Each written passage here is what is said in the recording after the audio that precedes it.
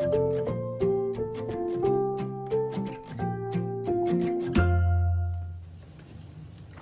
guys, this is Miss Sam from the Asheboro Public Library Children's Room. Welcome to Imagine Your Storytime. It's week 2 of our summer reading program, so be sure to sign up. To register, you can go to randolphlibrary.org/summer. You can register there as well as log your minutes. Make sure you're logging your minutes each week or every day whenever you remember. The nights are really depending on you to get those minutes to win the summer reading joust. So be sure that you're logging your minutes as you go. So first I wanted to point out our weekly craft bags for this week are going to be crowns. In our weekly bags, the bags themselves will look like this. They'll be white bags, and on top of them they'll have an Asheboro Public Library Summer Reading Program Week 2, and we're going to be making crowns this week. So inside you'll see instructions on how to make a crown, our instruction guide, and then a template for how to make a crown. This is what will be included in the bag, and we're actually going to be making the craft at the end of the story time, so I'll show you how to make it here. Also inside the bag is a fresh reading log for this week. You could fill this out, report your minutes to us, and return it in a box that's outside of the library's entrance.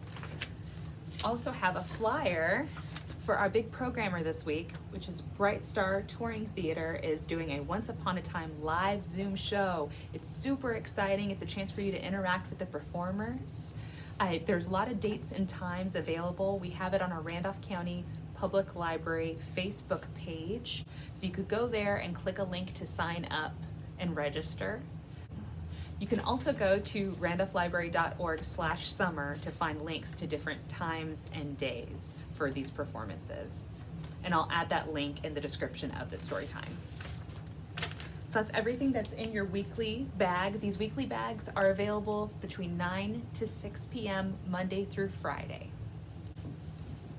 All right, first to get ready for our fairy tale story time, we're going to be singing Are You Listening? So we're going to put our hands like this behind our ears, and we're going to ask each other if you're listening. Are you listening? Are you listening? Yes, I am. Yes, I am. Now it's time for story time. Now it's time for story time. Yes, it is. Yes, it is.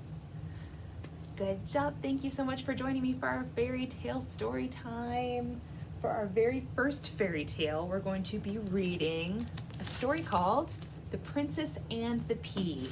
And this is a book by Rachel Isadora. And we are reading this with permission from G.P. Putnam's and Sons, which is a division of Penguin Young Readers Group. So thank you so much, Penguin, for giving us permission to read this. The Princess and the Pea. Before we start The Princess and the Pea, I'm going to turn to the very back of the book, and we're going to look at a couple of different ways to say hello in Africa. So our first way is a way to say hello in Ethiopia is salam. Salam. Our second way is to say hello in Somalia is iskawaran.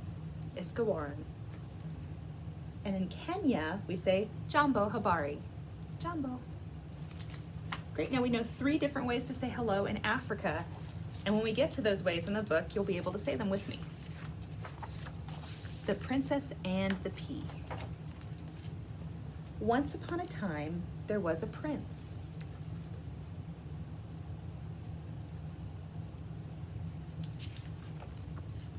The prince wanted to marry a real princess, so he traveled all over the world in the hopes of finding such a lady.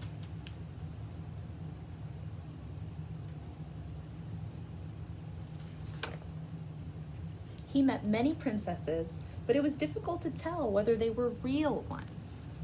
Remember, he's looking for a very real princess. Iskawaran, this princess says. Can you say Iskawaran? Salam, this princess says. Can you say salam? Jambo habari, this princess says. Can you say jambo?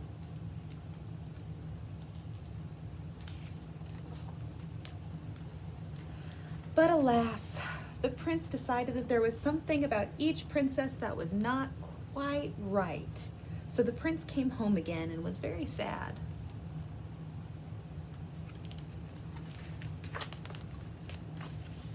One evening there was a terrible storm. Suddenly, a knocking was heard at the gate, and the old king went to open it.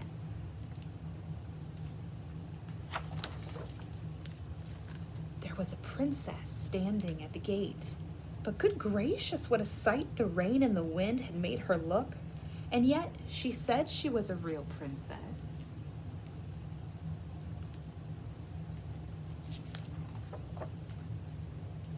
Ah, we shall soon find out if she is real, said the queen.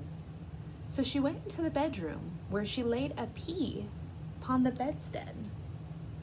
Then she took 20 mattresses and laid them on the pea, and then put 20 feather beds on top of the mattresses. That's quite a lot of beds and mattresses. And there's that little tiny pea. On this, the princess had to lie all night. Look at all these mattresses and all these patterns. And what is she using? She's climbing up a ladder to get all the way to the top. That wouldn't be very comfortable. The next morning, the princess was asked how she slept. "Oh, very badly," said the princess. "I scarcely closed my eyes all night. Heaven only knows what was in the bed, but I was lying on something hard, so that I am black and blue all over." "That's horrible," said the king. Now they knew that she was a real princess because she'd felt the pea right through the 20 mattresses and the 20 feather beds. Nobody but a real princess could be as sensitive as that.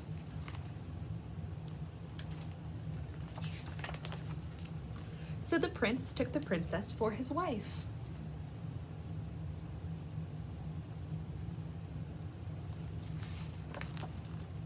The pea was put in a museum where it may still be seen if no one has stolen it. There, that is a true story.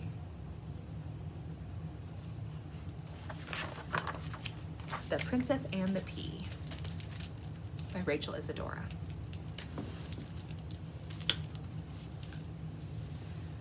So in that fairy tale, what makes a princess is being sensitive to sensing a tiny little pea under all these mattresses. So we have some mattresses of our own and a little tiny pea here. And we're gonna put that on the ground and we're gonna count some mattresses together. We're gonna count up to 10 and then we're gonna count backwards down from 10. So let's do this all together now. Are you ready? 1, 2, 3, 4, 5, 6, 7, 8, 9, and 10. Good job. Were you doing that with me at home? Very good. And the princess climbs all the way to the top and sleeps right here.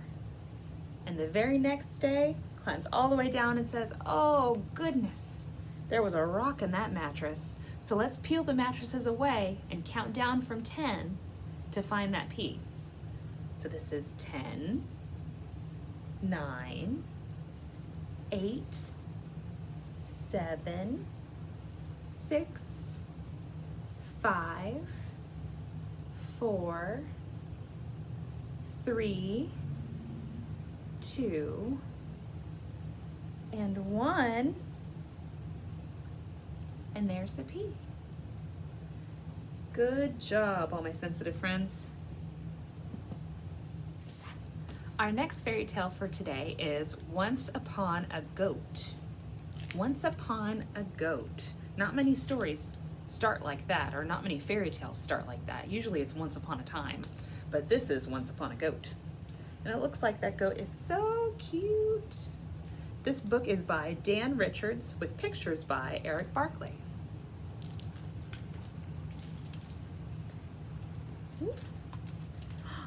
Oh no! The goat ate it out of the corner. That's a big chomp. This is read with permission by Alfred A. Knopf Publishers. Thank you so much for giving us permission to read this. Once Upon a Goat. Once upon a time, in a faraway kingdom, a king and a queen wished for a child.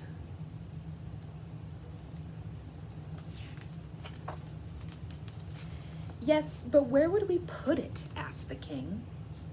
Next to the vase on the hearth, naturally, replied the queen. Or beside the roses in the garden, the king added. Oh yes, perfect, agreed the queen. One day, their fairy godmother stopped by for a visit. Tell me what you desire, she asked. We'd like to start a family, said the king. We're not particular, said the queen. Glowing skin, bright eyes, and hair like ocean waves should do.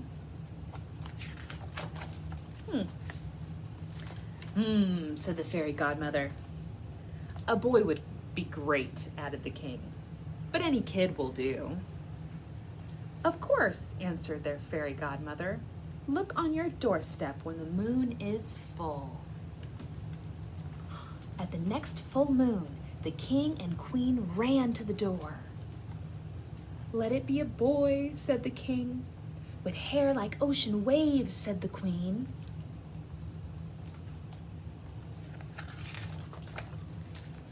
Bah, said the goat. A goat. I wanted a baby, cried the queen. It's my fault, wailed the king. I said any kid would do, but I never meant this. A kid is also a name for a baby goat. Uh-oh. Reluctantly, the king and queen brought the little beast into their home. Uh-oh. Look on the bright side, said the king. We can still hold it like a baby. It has a goatee, replied the queen. We won't need to change its diapers, said the queen. That's disgusting, replied the king.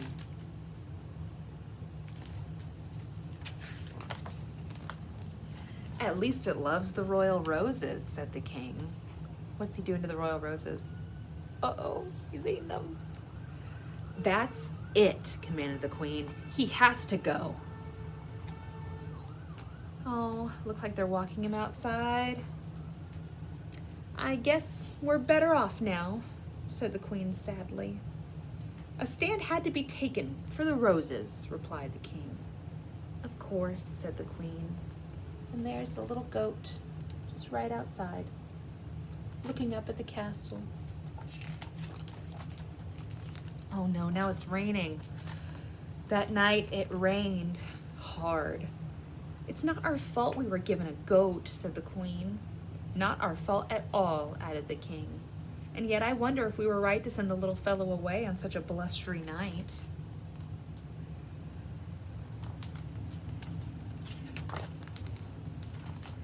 Clearly he lacks the good sense to find shelter. I suppose he could come in for just a little bit to dry off. And look, they're going with an umbrella to go get him. He looks hungry, said the king. Maybe we could share a nibble or two from our meal. Oh, that silly goat. It's late. We can hardly send him away now, said the queen. He shall have to stay in our room for the night. It's only for a night, said the king. I think they're starting to really like their kid. One night turned into weeks, and weeks turned into months. And here's that happy little goat. Are they smiling? I think they're smiling. I think they're happy. And there's the kid just knocking things over. Before long, their fairy godmother returned for a visit. "How is everything?" "Wonderful," replied the king and queen. "Perfect." And the fairy godmother said, "May I see the child?" "Isn't he darling?" said the queen. "A blessing," added the king. "You must be joking," said the fairy godmother. "It's a goat." "Yes, left on the doorstep when the moon was full, just like you said." "Uh-oh," said the fairy godmother. "I'll be back." Uh-oh. Oh dear. What happened? The fairy godmother got the kid and the child mixed up. And now the child's being raised by goats. This is for the best, really," the fairy godmother says as she takes the child from the goats. "My sincere apologies for the misunderstanding. I'll just return the goat, and that will be that." Oh. "Wait," said the queen. "Perhaps there's an alternative," said the king at last. "Yes, I see your point," said their fairy godmother. Oh, the child and the kid are getting along. Looks like the kid became a part of the family.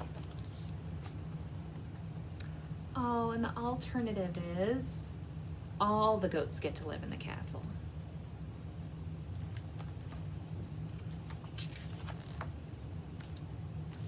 "Well," said the king, "not exactly the family we wished for." "No," replied the queen, "even better."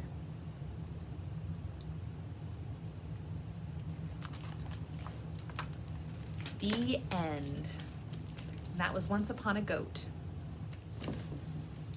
Now, in those fairy tales, we saw depictions of royalty, and especially in the last fairy tale, we saw the king and queen wearing crowns. So we're going to make our crown from our crown craft bag for the week, and I'm going to show you how it's done. So you have your template here. All you're going to need are scissors and tape. So I'm going to cut along the dark lines here and here. And I'll cut into this zigzag pattern that's going to make the very top of my crown. Back and forth. And this is great cutting practice for littles, especially for pre-K skills, kindergarten skills. And you have one half here. And then I'm going to cut this line. And now I have the other half of my crown. So it comes in two parts. Here, it kind of looks like a mouth. Okay.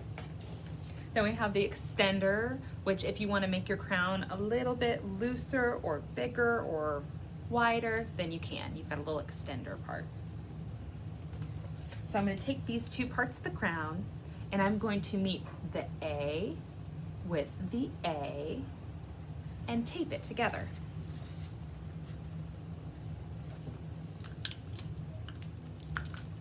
Let's take a piece of tape and tape the sides together like that. And then I'm going to take the B with the B and form a crown, just like that. And then I'll tape it as well.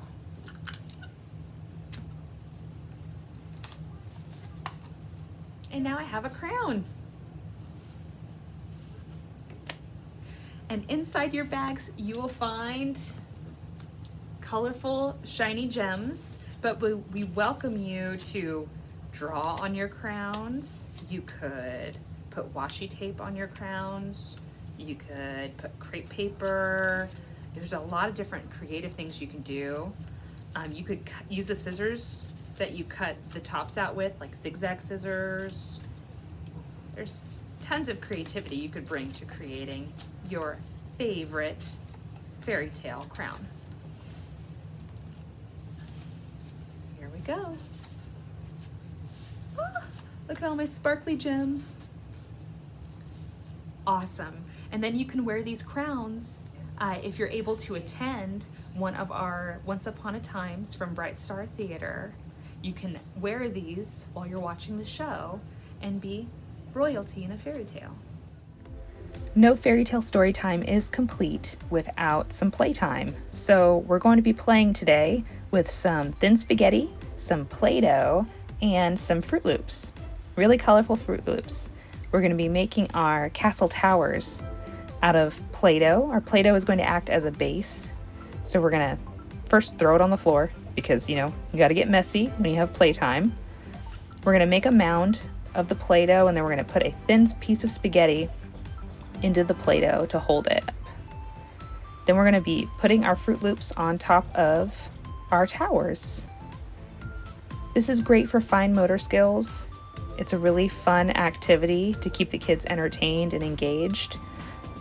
Also, it's great for pattern work. If you're working on patterns with your littles, alternating yellow and orange here, you can alternate with different colors.